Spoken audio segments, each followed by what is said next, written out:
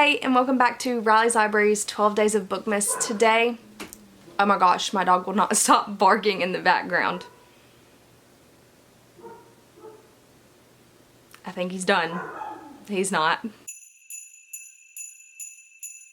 Today, we are doing a review of The Holiday Swap by Maggie Knox. Okay, so a little premise on what the book is about. It is a holiday romance of sorts.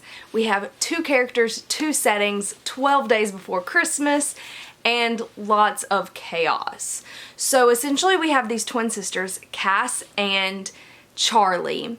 They grew up with a family who owns a bakery, so they're both bakers. And they live completely separate lives. So Charlie lives in LA. She's a co-host of a baking show, which is now in their 12 days of Christmas baking competition. And she's fighting for the chance to be the solo host of a new baking show that's coming out on her network.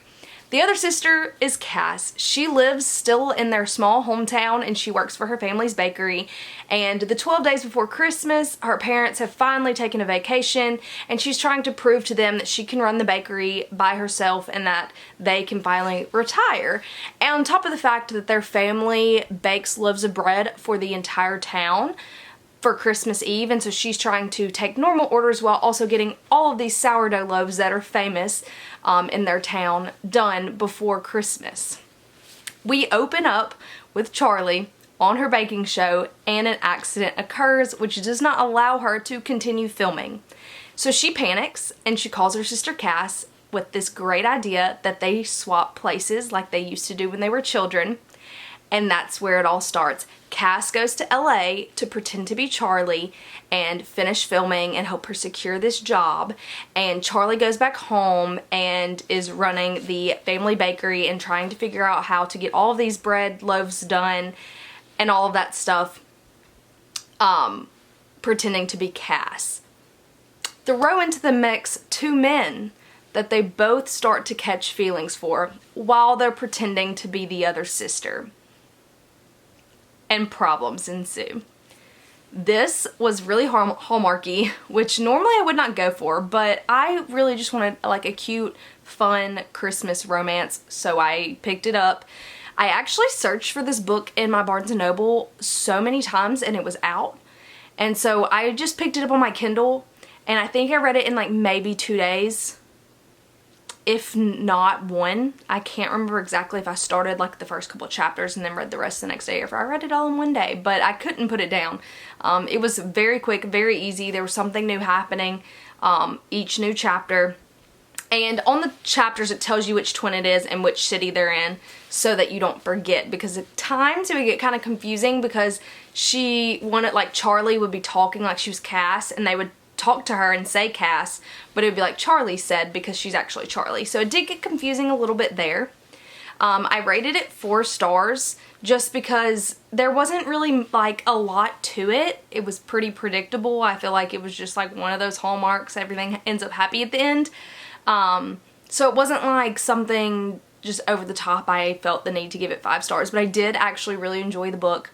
It made me want to like make cookies immediately. And I don't do that. So it was definitely cute. And I love baking shows, so that was a really fun part of it. Essentially, I really enjoyed the plot. I feel like they both were having their own conflicts that were the other sisters' conflicts, and to see like the twin come in and deal with and realize what their sister has been doing and dealing with for so long and kind of finding sympathy for them because they've been separated was really like fun to see.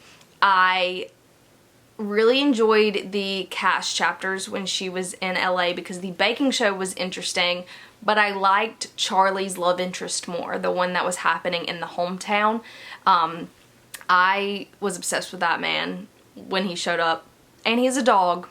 And the dog is pretty cute, so I really enjoyed that as well.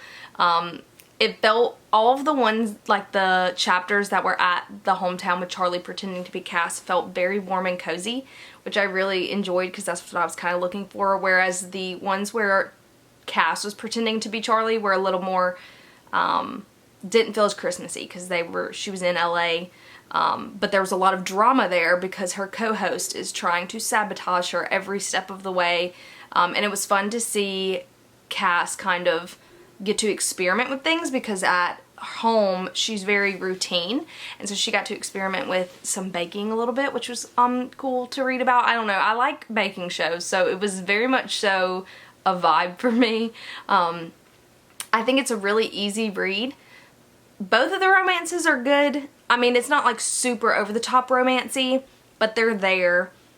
I didn't find the LA love interest that interesting. It was kind of ironic the way that he comes about, and it was just a little bit much for me.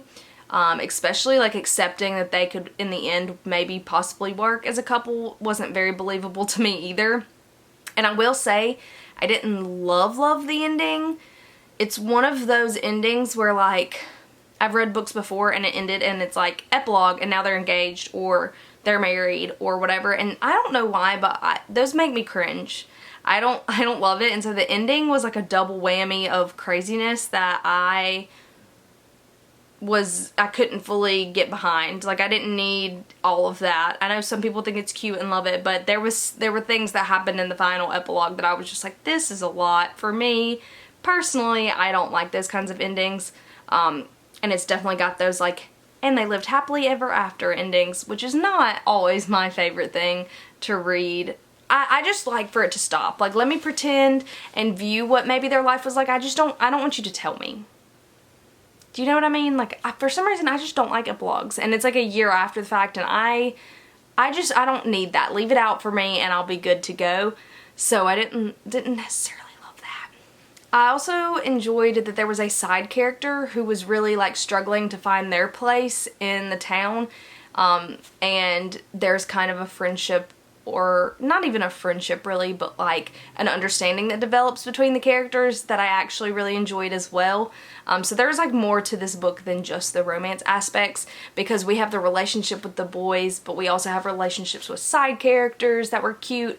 Kind of like one of the neighbors, one of the older neighbors, Cass gets to be good friends with, on top of the relationship that the sisters build after having this experience of living each other's lives and fighting each other's battles and understanding like what their life is like, and kind of like understanding each other more, and loving each other more, I feel like, after it. So I did also really like how the twins got to kind of see how the other lives, and like they kind of clearly had opinions of each other that were kind of negative, of like, why would you want to live like this? Like, why would you want to do this? And so they kind of got to get those biases out of the way in living each other's lives, which was really fun.